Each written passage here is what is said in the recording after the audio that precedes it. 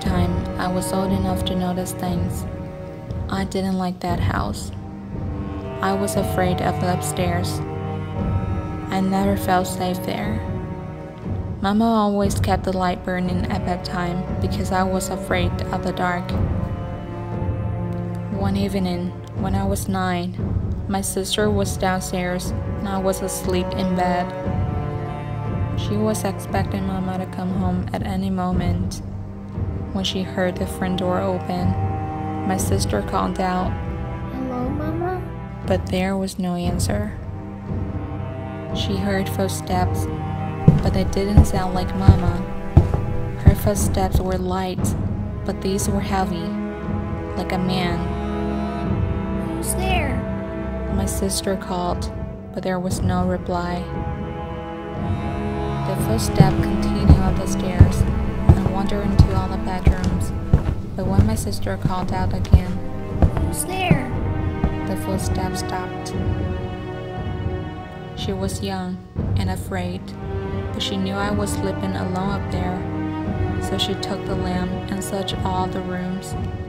She even went to the attic, but she didn't find anyone. My sister went back down to the dining room, but as soon as she sat down, the footsteps started again. They came down the stairs, through the dark kitchen, and then the door of the dining room where my sister was sitting slowly began to open. She was scared out of her wits. "Get out!" She screamed. The door slowly closed, and the footsteps moved out through the kitchen towards the front door. She heard the door open and shut, so she ran to the window to see who it was. There was nobody in sight, and there were no footprints in the fresh snow. That was when she realized that whoever or whatever had walked in, it wasn't human. She huddled on the couch and waited for Mama to come home. Not long after that, we moved out, but something strange happened before we left.